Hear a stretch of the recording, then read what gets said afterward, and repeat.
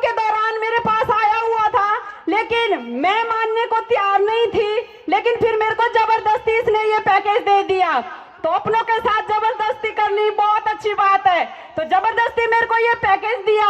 जब मैंने ये पैकेज का यूज किया, क्योंकि 12 सालों से मेरे को हेल्थ से लेकर बहुत सारे इश्यूज थे, मैं दर हर एक डॉक्टरों को चेंज करती रहती थी और शरीर की जो ये बहुत बुरी हालत हो गई थी अंग्रेजी दवाइयां खा खा के।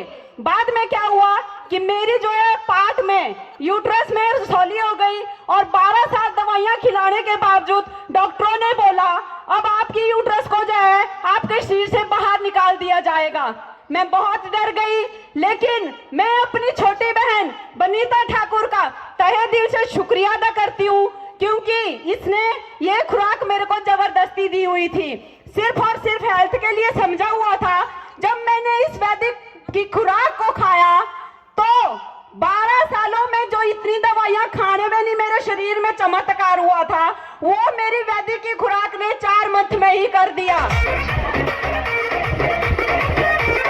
4 मंथ में ऐसे शरीर में एनर्जी आ गई और वो बच्चेदानी की रसौली जो है धीरे धीरे धीरे जब मैंने 10 मंथ तक यूज किया तो रसौली जो है नील हो गई। और दूसरे मिशन, यहाँ तक मैंने हेल्थ के लिए पैकेज को समझा हुआ था, लेकिन दूसरा मिशन है हमारे वैदिक का वेल्दी मिशन। तो इस वेल्दी मिशन की बात करूं तो पहले की काम की बात करूं तो मैं ना आपकी बहन एक सरकारी जॉब करती थी, मैं एक आंगनवाड़ी वर्कर थी।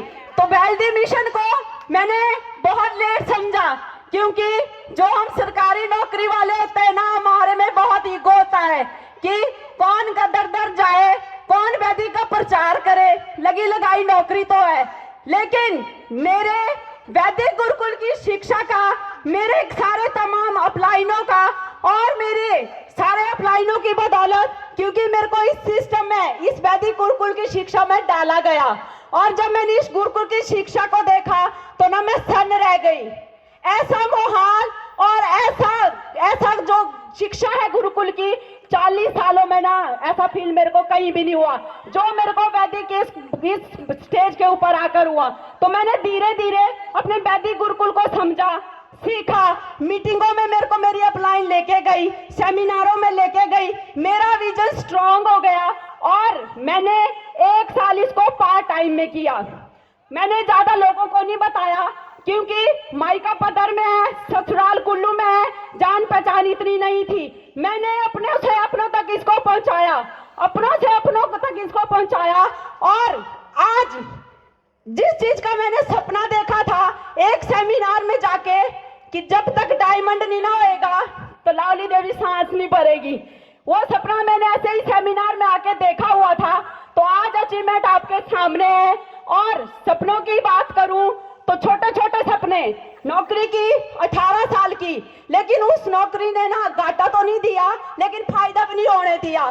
सिर्फ जरूरतें घर की पूरी होती थी, लेकिन सपने पूरे नहीं होते थे। मेरे गुरुदेव बोलते हैं, भाई सिंदूरिया जी बोलते हैं कि एक नौकरी वाला ना 4 कमरे का मालिक होता है। सोमवार से शनिवार तक उधर और संडे के दिन कपड़े धो और अपना घर का काम करो।